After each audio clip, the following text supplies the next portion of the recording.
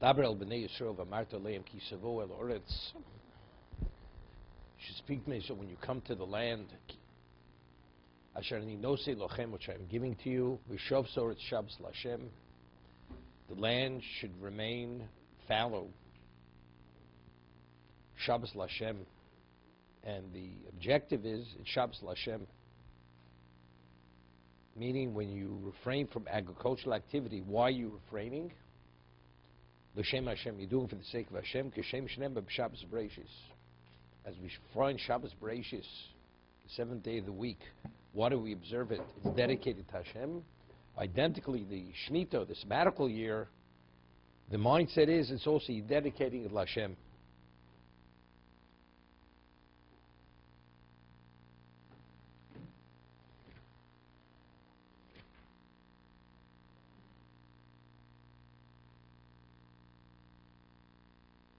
So over here, the Seforno says in Pasuk Gimel, Pasuk Dalit. Let's go a little further. Sheish shanim tizras sodecho. For 6 years you should seed. You should sow your field. Sheish shanim tizmar karmecho. At 6 years you you prune your vineyard. Wasaftes es tuoso, and you will gather in its produce. Ubashona Ashvi Shabbos Shabbos and Yil Oretz, again Shabbos L'Hashem. So it mentions Shabbos L'Hashem twice. First it says why does the land remain fallow? It's Shabbos L'Hashem. Then it mentions it again. And the seventh year Shabbos Shabbos and Yil Oretz reiterates Shabbos Shabboson. Shabbos L'Hashem Sodcha Lo Sizro Karmach Lo Sizmor. Your field should not be planted and your vineyard should not be picked or pruned. So over here he says, the Sifarno, in Pasuk Dal Shabbos Shabbos Yiloretz, Gami Kol Machshiri Avodas Adoma, Gon Zohemes Netios Umishichas Unikivas Hapfagim, meaning it's not only the actual, it's other things, like fertilizing different things, this kind of thing. But he says Shabbos L'Hashem, Shkam Ovdi Adoma Kashi Yishbusu Bashor Ahi. When you have your sabbatical and you're not involved in the agricultural activity, what do you do with the year? You sit around doing nothing? Yisoro lidrus es Hashem ba'ofen ma. Meaning you should be aroused to seek at Hashem at some level. That's how you should invest the year. Shabbos L'Hashem, dedicate the year to Hashem. No, we had first. No. First it says what? The first time Shabbos L'Hashem, l'shem Hashem. There, why aren't you do? Why? That's why you're refraining from agricultural activity. That's to commemorate Shabbos Bereishis. That God's the Creator. That's Shabbos. Correct. And then second Shabbos, that's how to dedicate the year. No. Again, this is the same part. The farmer. Why is he working the seventh year? That's commemorate that Hashem is the Creator. That's the first time. The second time Shabbos Hashem is, and now how do you invest the year? What do you do during that year that you're not working the land? It's an agricultural society.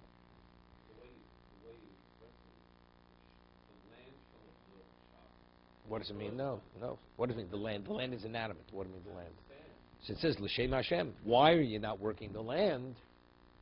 You're doing it for the sake of Hashem. What's for the sake of Hashem? To commemorate that Hashem is the Creator. As Shabbos Bereishis, He's the Creator. And the Ramban speaks lengthily about this, right? We have many examples of symbolisms that Hashem is the Creator. One of them is what is the Shemitah. That's the sabbatical year. That's the idea. Yeah.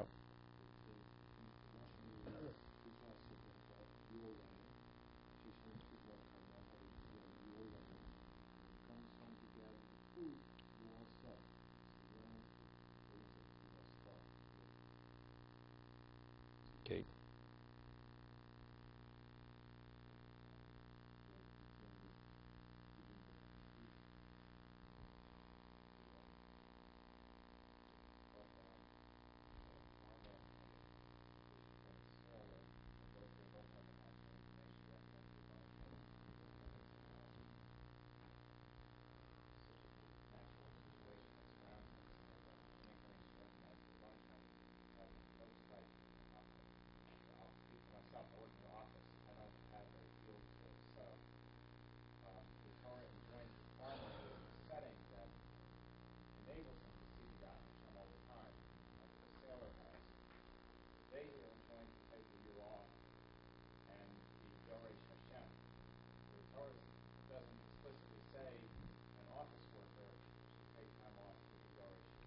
a problem. It's a problem. I always say that, Golus is not only a physical loss, it's a spiritual loss. Right? When you're displaced, we have certain things that maintain ourselves.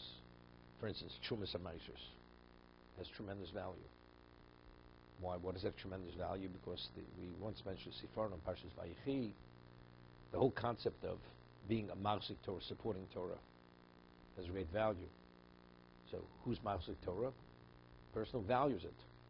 But when you had to take Truma, even the Amoritz took Truma. Now, who was the recipient of the Truma? The what? The Kohen. Who was the Kohen? The Kohen was what? He was the one who was Lomi Torah. He was the disseminator of Torah.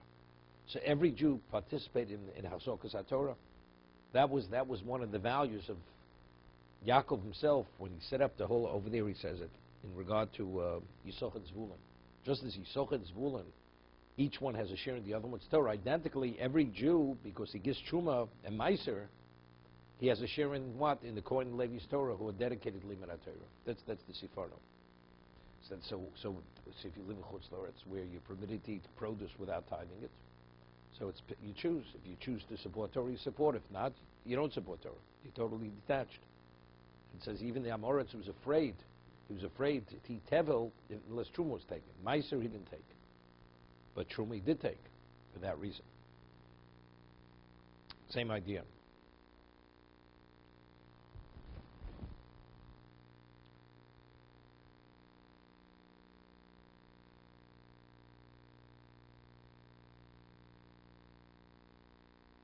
This thing about the sailor, it's not explicit. Hello?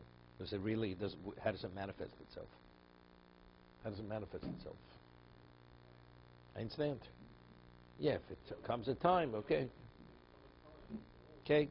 Yeah, but a farmer, it's always that way. See, that's the difference between Eretz Yisrael and Chutz La'aretz. Eretz Yisrael, it's Eretz Hasher Dorish Bo. It doesn't rain naturally. So therefore, there it's Emunah. Right? The section of Zroim is called Emunah. You really have to have Emunah. You have to have belief in God. You can have the best soil, but if it doesn't rain, it's irrelevant where you're going. You can have the best seed. Doesn't rain, doesn't happen. What happens if you have locusts and you have blight? There's so many variables whether you're going to have it's going to come to fruition. There's a Sifarno in last week's parsha. Sifarno says we find that the Shtei Alechem are chometz. Right? Why are they chometz? Right? So he explains. He says just as by Toda, why is Toda when you traverse a desert or you go to the seas or recover from those? What do you bring a Toda? Give thanks. Right? Okay. Now, if a person wasn't meant to die, what do you give thanks? Person goes through a desert, comes out alive. He doesn't have a chet, has no sin. So what is he saying? Thank you. Person who doesn't come to ask you to pay a debt because you never borrowed money from him. Yes, say thank you for the man not to ask you for money. You have no debt, so what do you say thank you? So what do you say thank you when you survived the desert or sea? The answer is you have debt, and really you should have died. It was Shem's kindness that you didn't die. So he says, you know how many variables there are that your crop should succeed? It's chitim, right? It permits the chodesh to the Beis Hamikdash. That the crop was able to grow, that you have grain to bring, you have to say thank you, because really, it shouldn't have happened. Because there's enough reason, because you have liability, it shouldn't have happened. So the Chometz says, despite the Yetzer Hara, which is represented by Chometz, nevertheless, it happened. You succeeded, despite all the reasons not to succeed. That's the element of Chometz in the Shtei Alechem. That's the Sifarno in last week's parsha.